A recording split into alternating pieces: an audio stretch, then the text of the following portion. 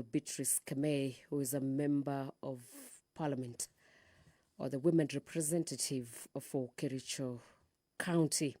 This is a Senate bill, the Care and Protection of Child's Parents Bill, that is Bill number 29 of 2023. We also have the Kenya Roads Amendment Bill, Bill number 31 of 2024, brought by Honorable Naisula Lesuda, the Samburu West Member of Parliament, the bill that it is in its first reading. The objective of this bill, the Kenya Roads Amendment Bill of the National Assembly, Bill number 31, is to amend the Kenya Roads Amendment Bill 2023, that is to make provisions for the design and construction of lanes for non-motorized transport. This bill seeks to amend Section 2 of the Act to provide for the definition of the new terms introduced by the proposed amendments. It also seeks to amend Section 4 of the Act to make provisions for the Kenya National Highways Authority to design and construct lanes for non-motorized transport in designated roads under its control. Clause 4 of the bill seeks to amend Section 7 of the Act to make provisions for the Kenya Rural Roads Authority, that is to design and construct lanes for non-motorized transport in designated roads under its control. It also seeks to amend Section 10 of the Act to make provisions for the Kenyan Urban Roads Authority, KURA, that is to design, construct lanes for non-motorized transport in designated roads under its control. Further, to make provision for county governments in implementation of non-motorized transport infrastructure provisions such as the sidewalks, pedestrian crossings, the cycle lanes, as part of its responsibility. It seeks to amend Section 22 of the Act to empower the road agencies to design and construct lanes for non-motorized transport.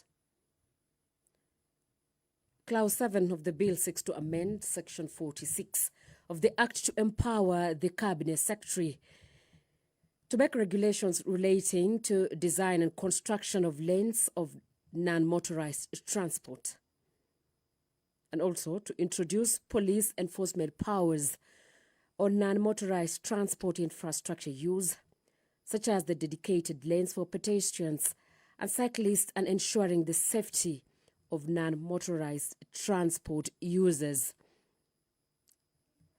The statement on the delegation of legislative powers and limitation of fundamental rights and freedoms. This bill, the Kenya Roads Amendment Bill, that is the National Assembly Bill number 31 of 2024, confers on the Cabinet Secretary the powers to make the regulations. It does not limit any fundamental rights or freedoms. This is a bill that concerns the county governments, that is in terms of Article 110(1)(a) of the Constitution, as it affects the functions and powers of county governments as set out in paragraphs 5A and part 2 of the 4th schedule of our Constitution. This bill is definitely a money bill within Article 114 of the Constitution. That is the Kenya Roads Amendment Bill, that is the National Assembly Bill number 31 of 2024. We have a motion on supporting and promoting local fertilizer manufacturing industries, brought by Honorable Samuel Atandi. The Fertilizer and the Animal Food Act 2015 provides for the regulations of fertilizer importations in our country. The Fertilizer and Animal Foodstuffs Board regulates the fertilizer and animal foodstuffs industry, including the manufacture and production of fertilizers.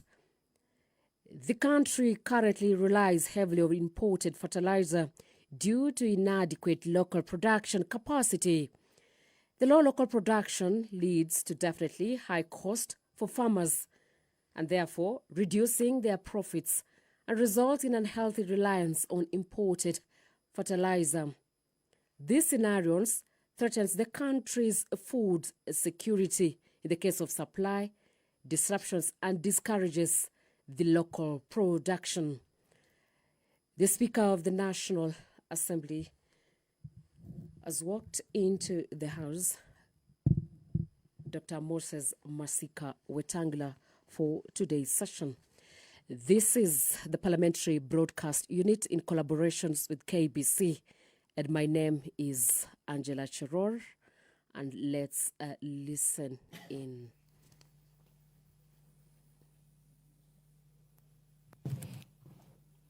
Waheshimiwa, tuombe. Ewe Mwenyezi Mungu, ambaye kwa hekima na wema wako umetoa nyadhifa za viongozi na mabunge kwa ustawi wa jamii na utawala wa haki wa wanadamu, tukusihi utazame kwa neema nyingi sisi watumishi wako ambao wameridhika kutuita tutekeleze shughuli muhimu za jamhuri yetu. Tukuomba uteremshie baraka zako sisi tuliokutanika hapa, na utujalie tuyatende na kufikiria mambo yote atakayofikishwa mbele yetu kwa njia ya haki na uaminifu, ili utukufu na sifa zako ziendelezwe na ili kustawisha amani, ufanisi na heri ya nchi yetu na wale ambao haja zao umezikabidhi mikononi mwetu. Amen.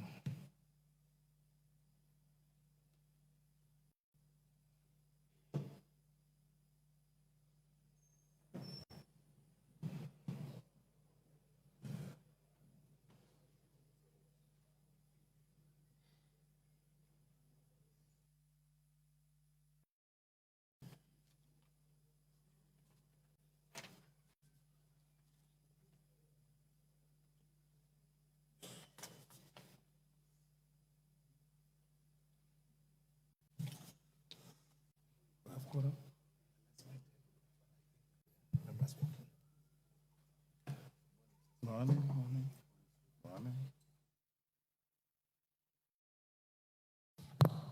Honorable members, we have quorum to transact business. Clerk. Order number 1, administration of oath. Order number 2, communication from the chair. Order number 3, messages. Order number 4, petitions. Honorable Mark Mwenje.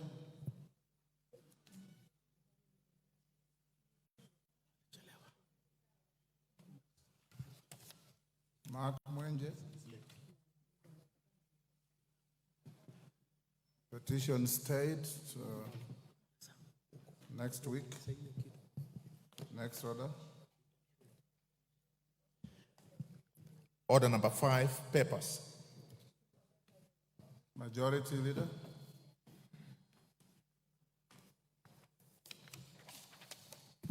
Thank you, Honorable Speaker. Honorable Speaker, I beg to lay the following papers on the table of the House today, Wednesday, June 19th, 2024, morning sitting.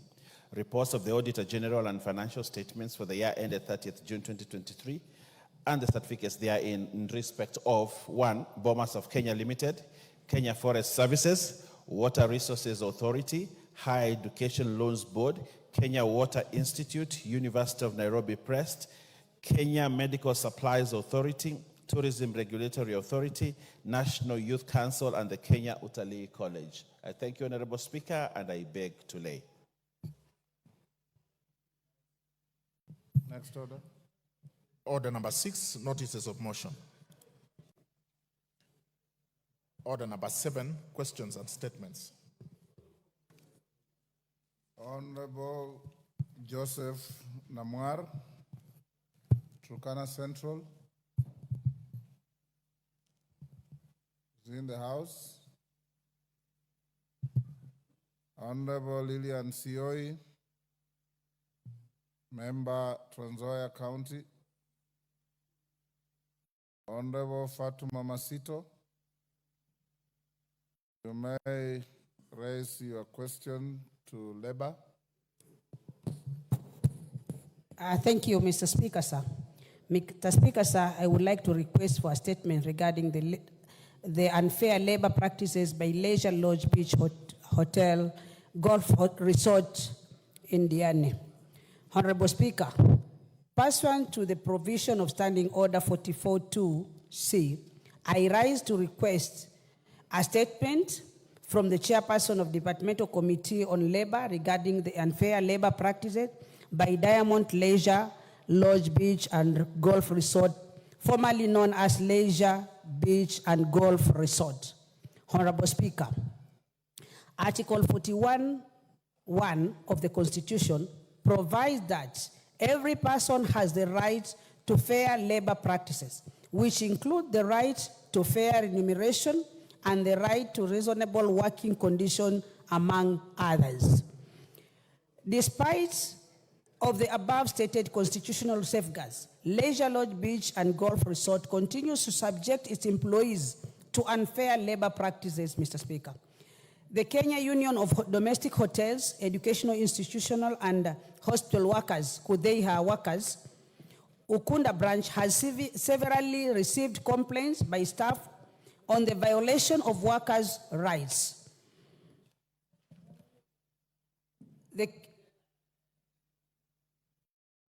Disregarding employment laws, paying workers poorly, unfair termination, and non-implementation of the collective bargaining agreement of 2019 to March 2020.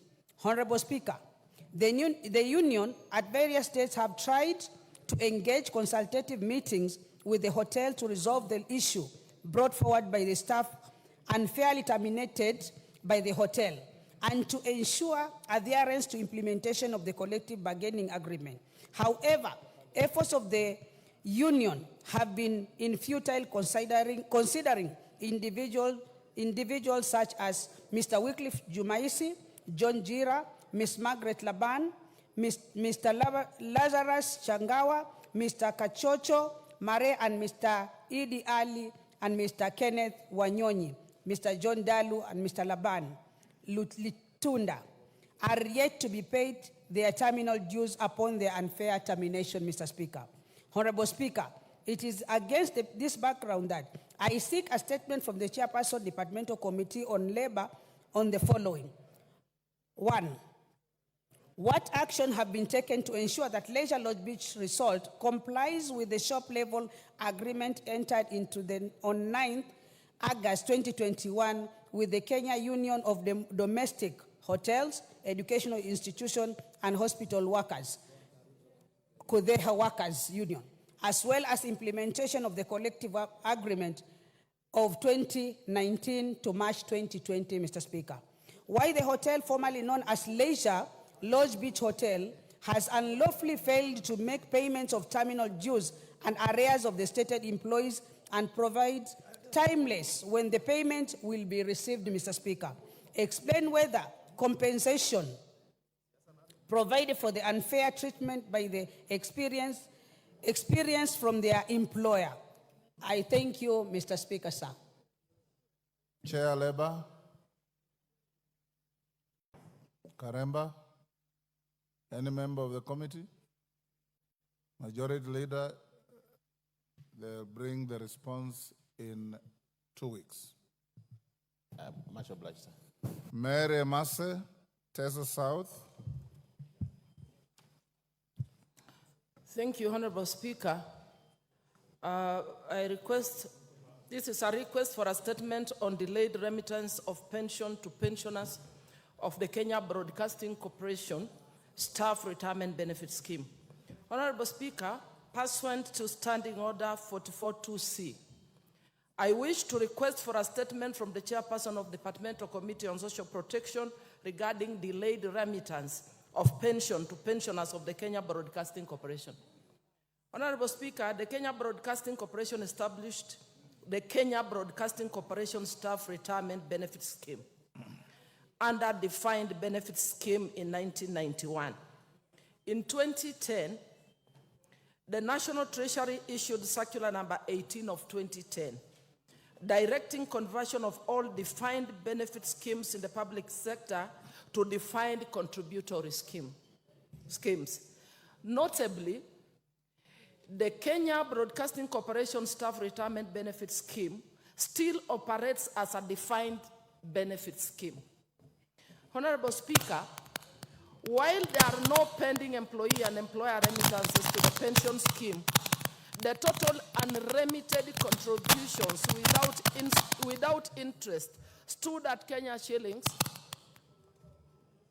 1,646,696,274 as at December 2023. Can you try another mic? Try the next one and see.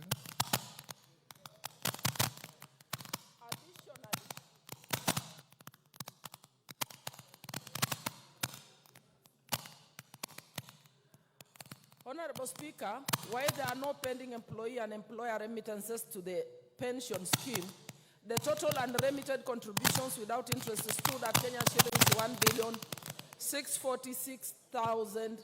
1,696,274 as at December 2023.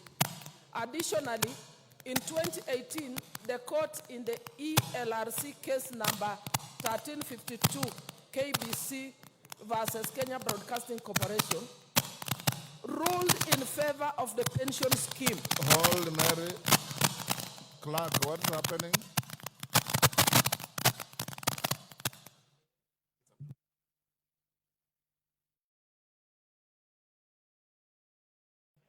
Give her the mic again. Can you try now? The National Treasury, through its circular number 13 of 2023, directed all state corporations to budget and honor their staff pension obligations, including the arrears. It is unfortunate that the Kenya Broadcasting Corporation has continued to contravene the said directive. The inordinate delay in remittance of the pension to the pension scheme has caused anguish and financial distress to the affected pensioners. Honorable Speaker, it's against this backdrop that I seek a statement from the chairperson of the Departmental Committee on Social Protection on the following. 1, why has the Kenya Broadcasting Corporation Staff Retirement Benefit Scheme not transitioned from defined benefit scheme to defined contributory scheme as per the directive by National Treasury? 2, explain the reasons for non-remittance of pension dues from both the employer and the employees deducted by the employer to the pension scheme. 3, what action is being taken to remedy the situation so that the affected pensioners receive their dues? I thank you, Honorable Speaker. Thank you. Chair, Social Protection. Majority Leader is directed to bring a response in 2 weeks. Much obliged, sir. Is Joseph Namwar now in? Question stayed to next week. Lilian Sioi. Question stayed to next week. I will indulge the Honorable Mark Mwenje and go back to order number 4. Go ahead. I see your petition is very long. Try to go through very quickly. Thank you, Honorable Speaker, and thank you for your indulgence. This public petition 9 of 2024 regarding land ownership dispute of land parcel LR 209/11970 Dandora Molem, area Kangundo Road. Honorable Mwenje, common decency requires that you apologize to the House for coming late. Thank you, Honorable Speaker. First of all, let me apologize for coming late. I was rushed to the table office to correct the same. So thank you, Honorable Speaker, and once again I apologize for being late.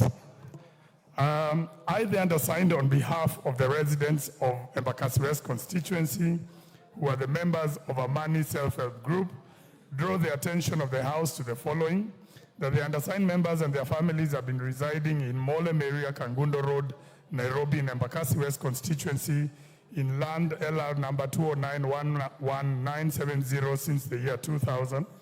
That initial survey details had indications that the same was designed as public land, hence lacking a title until one was allegedly processed and issued on 15th October 2010. that the members who were initially 74 are now a large and enterprising community of over 260 residents, that the members have constructed permanent houses and shopping centers on the land parcel, including social amenities, including schools with electricity and water connectivity, that the subject land is now being claimed by Mr. Charles Monene Gatimo and Ms. Catherine Karegi Kamancha, who proceeded to secure a grant on 15th October 2010, that Mr. Charles Monene Gatimo previously served as a senior demolition officer with the defunct City Council of Nairobi, while Ms. Catherine Karegi Kamancha's husband was a senior officer at the Survey of Kenya, and Ms. Catherine Karegi Karanja working with the then Ministry of Lands, Nairobi, that the circumstances under which the two Mr. Charles Monene Gatimo, Ms. Catherine Karegi Kamancha obtained the said grant, excluding Charles Karegi Kamancha, whose name was on the subject letter allotment issued on 20th July 1993, have not been explained, that the Department of Lands in Nairobi issued out 2 letters of allotment, one to Charles Arabsigei, Charles Monene Gatimo, and Catherine Kamancha, Department of Lands, that these persons use their positions to illegally register themselves as the owners of the said property, that a similar letter of allotment was issued by the said Department of Lands to a Amani Self-Help Group for an unsurveyed residential plot, that it is unclear how a title grant could be processed when the members of the said Amani Self-Help Group were on the subject land parcel, that the title grant for the subject land parcel LR 209-11970 was signed by the then Zablon Agwata Mabe on 15th October 2010, when the members of Amani Self-Help Group had been in occupation for over 10 years. That on 4th February 2009, Mr. Charles Monene Gatimo alone saw an affidavit accompanied with a letter to the Director of Surveys claiming that he had lost the deed plan number 176452 LR 209-11970, that in response to the said letter, licensed surveyor Mrs. Roko Omala advised the Director of Surveys Nairobi to issue a certified copy of the said deed plan and release the same to ACT Surveys by letter dated 12th January 2009, that efforts by Amani Self-Help Group to access the correspondence file from neither the Chief Land Registration Officer, Nairobi, or the Director Land Administration has been futile, that the initial land parcel surrounding the subject land grant LR number 209-9611 have registration numbers with 4 digits, while LR 209-11970 has 5 digits. A confirmation that the said title grant could have been superimposed in the area to secure a title which has got no records. That it is incumbent upon the Lands Ministry officials to take clarification as to whether due process was followed in the processing of the grant LR 209-11970. That the Cabinet Secretary of Lands through the Land Ministry officials makes available the letter of application for allocation of the land by Charles Arabsigei, Charles Monene Gatimo, Catherine Kamancha, and their respective approvals, and any premium payment made. That the efforts to resolve the matter with the relevant ministry and agencies have been futile, that the issues in respect of this petition is made and are not pending before any court of law, constitutional or statutory body. Therefore, your humble petitioners pray that the National Assembly, through the Public Petitions Committee 1, establishes the status of ownership of LR 209-11970 in the Dandora Molem area, Kangundo Road, Nairobi, in the Embakasi West constituency, vis-a-vis the allegedly illegally acquired title deed held by the private developers. 2, intervenes to have the government, through the Ministry of Lands and Physical Planning, to avail or table all legal documents in regard to ownership of LR 209-11970 in Dandora Molem, Kangundo area in Embakasi West constituency. 3, makes any other order or direction that it deems fit in the circumstances. This petition, Honorable Speaker, is presented by myself as Member of Parliament for Embakasi West, and I thank you for your indulgence once again. Thank you, Honorable Speaker. Thank you, Mark Mwenje. We'll commit the petition to the Committee on Public Petitions to report back as is required in 60 days. Is Nimrod here? The Vice Chair? Yes, Janet, you report back in 60 days. Honorable Sioi and Honorable Namwar, I had already directed that your statements be pushed to next week, but on your intervention, I'll direct for them to be on the order paper tomorrow at 2:30. Next order. Order number 9, the care and order number 8, procedural motion, exemption of specified business from standing order 43. Majority Leader. Thank you, Honorable Speaker. Honorable Speaker, I move that this House resolves to exempt the business appearing as order number 12, order number 12 in today's paper from the provisions of standing order 43, being a Wednesday morning, a day allocated for business, not sponsored by the majority or minority party, or business sponsored by a committee. Honorable Speaker, if you look at order number 12, the finance bill, and as you know, the nation is really waiting for debate on this matter. And as you gave your direction, Honorable Speaker, yesterday, that we spend today morning and tomorrow, and today afternoon and tomorrow, just consolidating our thoughts and debate on the issues of the finance bill. This is an important matter, as it is, Honorable Speaker and members, and therefore we move that we exempt it from the provisions of Standing Order 43 so that we can start robust debate on this, so that eventually this House makes an informed decision at the end on the finance bill. So, Honorable Speaker, I beg to request that the Honorable Whip Osoro. You beg to move? I beg to move. Yes. I beg to move and request that the Honorable Osoro seconds. And you can only say I second if you want. Osoro. Thank you very much, Honorable Speaker. Honorable Speaker, it's indeed true that we really have a lot on our tray in this week and early next week. And for that reason, Honorable Speaker, I beg to second. Thank you. Honorable members, I now propose a question which is that this House resolves to exempt the business appearing as order number 12 in today's order paper from the provisions of Standing Order 43, being a Wednesday morning, a day allocated for business not sponsored by the majority or minority party or business sponsored by a committee. You put the question? I now put the question at order number 8, which is that this House resolves to exempt the business appearing as order number 12 in today's order paper from the provisions of Standing Order 43, being a Wednesday morning, a day allocated for business not sponsored by the majority or minority party or business sponsored by a committee. As members of that opinion say aye. Aye. Those of the contrary opinion say nay. The ayes have it. Next order. Order number 9, the Care and Protection of Child Parents Bill, Senate Bill number 29 of 2023, second reading. Question to be put. Order, honorable members on their feet, take your seats.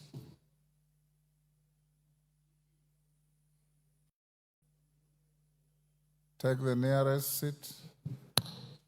Honorable members, I now put the question at order number 9, which is that the Care and Protection of Child Parents Bill, Senate Bill number 29 of 2023, be now read a second time. As members of that opinion say aye. Aye.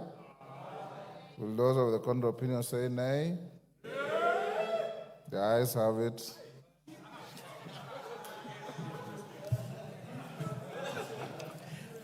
A bill for an act of parliament to provide a framework for the care and protection of child parents within the counties. To provide a framework. Order. Honorable Kaluma, you sit on this chair. You know very well if you want to call for division, it must be contemporaneous to the decision by the Speaker. And in your attempt to lobby for support, you know you have failed. Go ahead. A bill for an act of parliament to provide a framework for the care and protection of child parents within the counties, to provide a framework through which an expectant girl child or a child parent may actualize their right to basic education and at the same time ensure the care of their children and for connected purposes. Thank you. Honorable Kajwang, you have a second bite to this bill at committee stage. Yes, it's entirely up to you. The Speaker has no fight, no dog in this fight. Next order. Order number 10, the Kenya Roads Amendment Bill, National Assembly Bill number 31 of 2024, first reading. A bill for an act of parliament to amend the Kenya Roads Act and for connected purposes.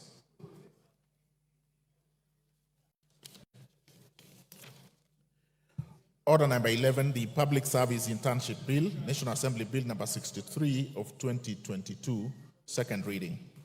Honorable Naisula, I want to stand down your bill because I know it has a balance of 33 minutes, but because of the importance of order number 12 and the direction I gave yesterday, you should indulge the House as well, and I'll direct that your bill be given priority on Wednesday next week.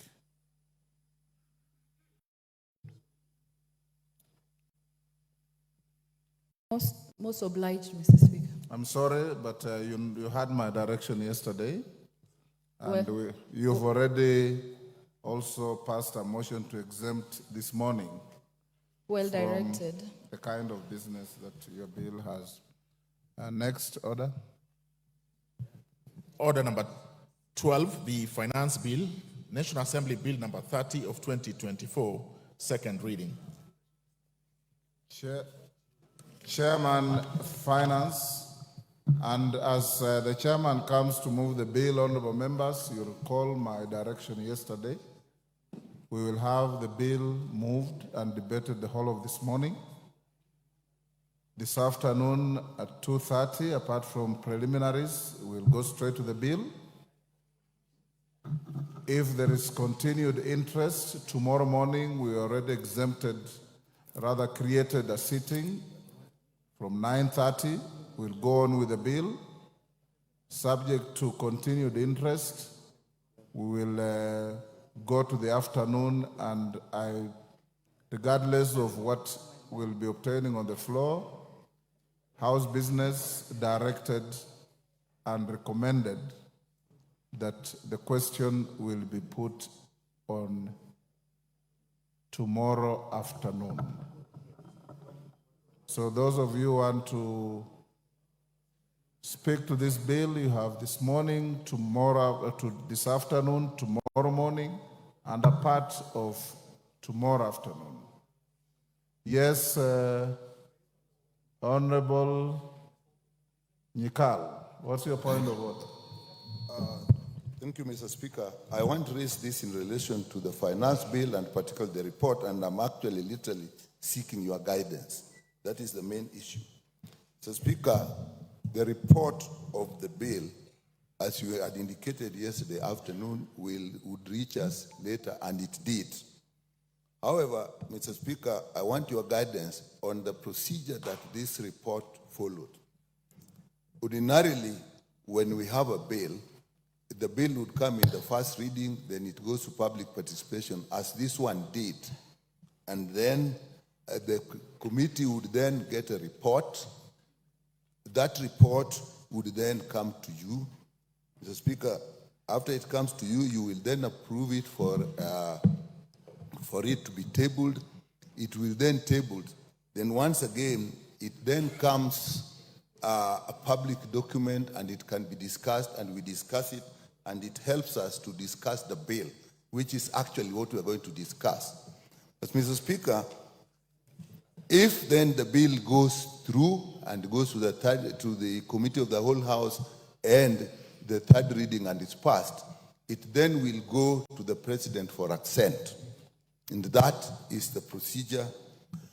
In this case, Mr. Speaker, when the committee had apparently finished, and they had probably signed it by both members from both sides of the divide, so to speak, Kenya Kwanza and Azimio. Then this report... Order, Honorable Nyikal. Mr. Speaker, I'm seeking your guidance, so if you let me complete, then you will give me the guidance. Mr. Speaker, before that happened, this report was actually presented in a Kenya Kwanza parliamentary group meeting, which definitely was chaired by the president, even if it is in capacity as the leader of that coalition, but definitely he was now taking part in the legislation. At that point, the members of the committee from the Azimio side were not in that. And therefore, the report then came back, and Mr. Speaker, as far as I know, you actually had to go through it in the late afternoon yesterday, and we are aware, and as you promised, by about 6:50, I think it was then tabled after you approved it.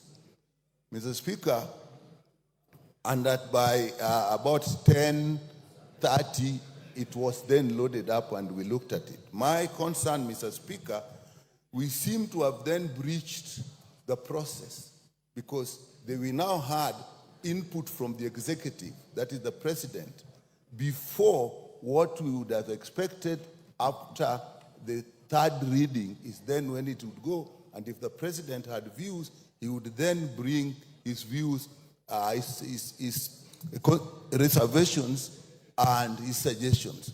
But here we did actually jump. Mr. Speaker, I'm raising this. What is the issue?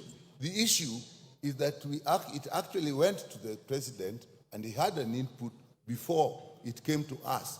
And why I'm doing this, Mr. Speaker, there is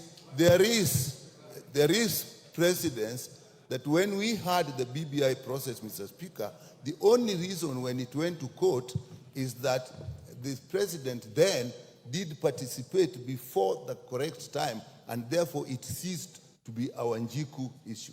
And Mr. Speaker, I looked at this and I saw some parallel and say, have we once again jumped the boat and then opened what we may pass, if we pass, to other people taking other actions because we didn't go through the correct procedure. Mr. Speaker, I put this in actually with very good faith so that we look at the division so that the legislative does its work and completes and then takes it to the executive instead of bringing the executive to start legislation before their time comes.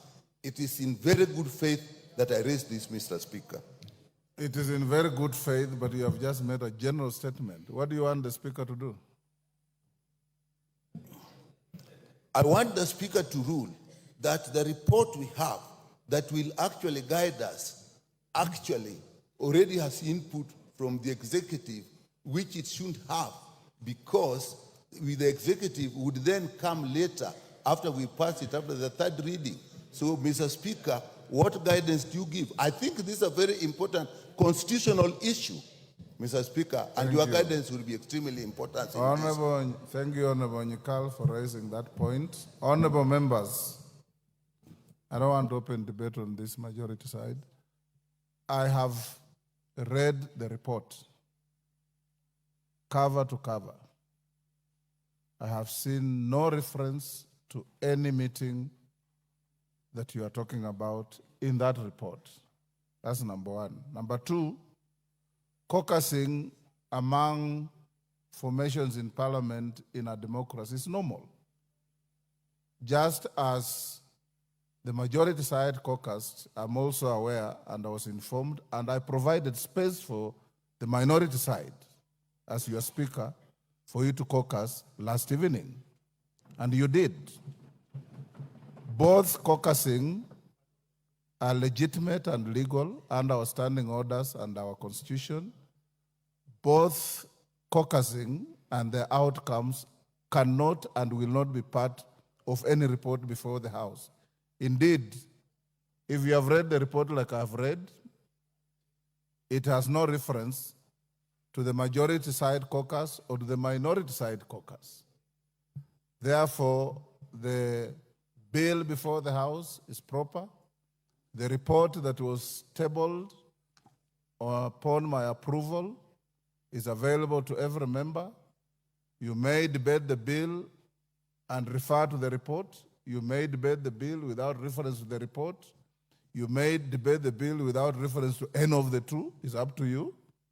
But the bill is before the House properly, and I now call the chair of the committee to move the bill. Thank you very much, Mr. Speaker, for your guidance. Mr. Speaker, I rise before you today with a sense of gratitude and appreciation for the opportunity to speak to this greatly esteemed August House. The Debate Committee on Finance and National Planning has fulfilled its mandate as outlined in Standing Order number 245 by examining and assessing the Finance Bill of 2024. Chairman, start by moving the bill. Mr. Speaker, sir, I beg to move that the Finance Bill now be read a second time. Then you go on with your... Thank you, Mr. Speaker. Mr. Speaker, I beg to move that the Finance Bill of 2024 be now read a second time. Excellent. Now you can proceed. Mr. Speaker, I rise before you today with a sense of gratitude and appreciation for the opportunity to speak to this greatly esteemed August House. The Departmental Committee on Finance and National Planning has fulfilled its mandate as outlined in Standing Order 245 by examining and accessing the Finance Bill of 2024. Honorable Speaker, the procedure commenced with a comprehensive briefing on the bill's substance, followed by interactions with diverse stakeholders who share their viewpoints. Subsequently, the committee carefully deliberated upon the stakeholders' comments vis-a-vis the provisions of the bill. Honorable Speaker, I would like to greatly thank the members of the public, and especially the ones who appeared before the Departmental Committee as stakeholders, the members of the public that came for a public hearing at KICC and gave us very, very insightful views that has improved the report on the Finance Bill of 2024. Honorable Speaker, in a very special way, although these people breached the Data Protection Act by sharing our numbers to Kenyans, but also thank Kenyans that wrote to us through SMSs, that called us, and some of them, Honorable Speaker, were generous enough to send us 1 shilling and 2 shilling and 10 shillings to confirm whether our numbers were authentic.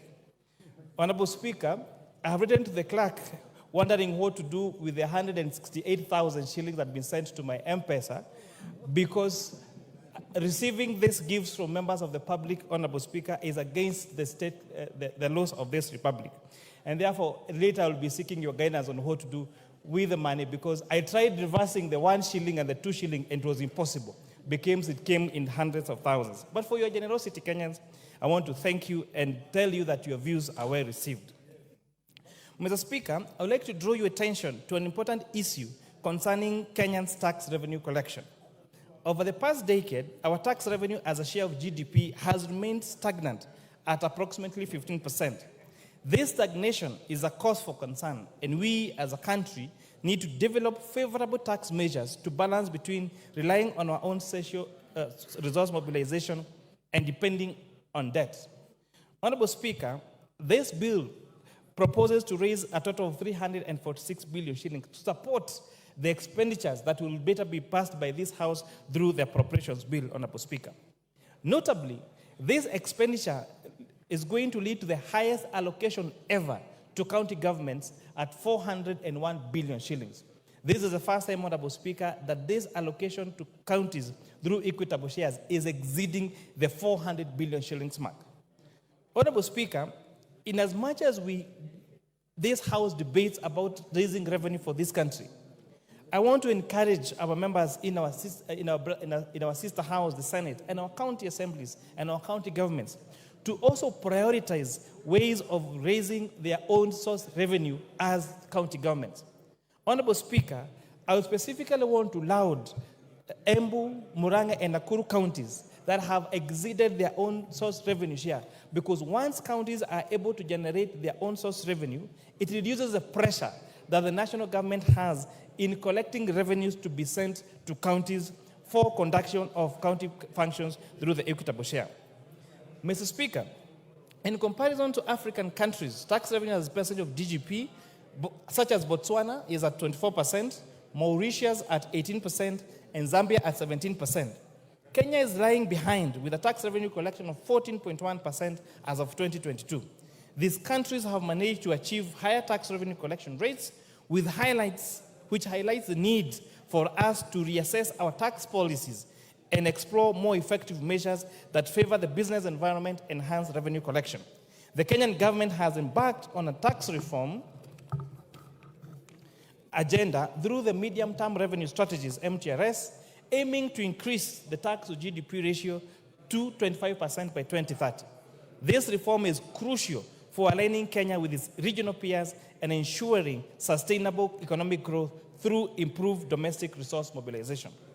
Honorable Speaker, the reason why there is increased debate on taxation in this country is because we have 20% of Kenyans contributing to 80% of our taxes. That means there is a need to have a robust expansion of our tax base and ensure that if everyone in these countries pays their equitable share of taxes, then we will not have to weigh this on the 20% that are paying 80% of our taxes in this country. Mr. Speaker, I would like to highlight a significant aspect of Kenya's economy over the past decade. We have witnessed the emergence of employment opportunities, especially around the digital marketplace, significantly this contributing to a significant economic evolution. Furthermore, the majority of jobs created during this period have been in the informal sector. As of 2022, approximately 83.3% of the 19.15 million Kenyans workers have been employed in the informal sector, reflecting the crucial role of the informal sector in our economy. This shows the importance of developing policies and strategies to support and regulate and support this vital segment. Mr. Speaker, the Finance Bill of 2024 had several tax proposals that will enable this country to increase its tax base, especially increasing its revenues. The committee carried out public participation and later deliberated the matters which inform our decisions. For instance, Clause 2 of the Finance Bill 2024 is expanding the definition of digital content monetization to include all creative work. The committee noted that not all creative works generate income. Therefore, and in order to align with international best practice, it is actually very necessary to specify that only those generating income are subject to tax. Clause 2, Honorable Speaker, is talking about the definition of software, which includes software and royalties in the definition of software and the definition of royalty.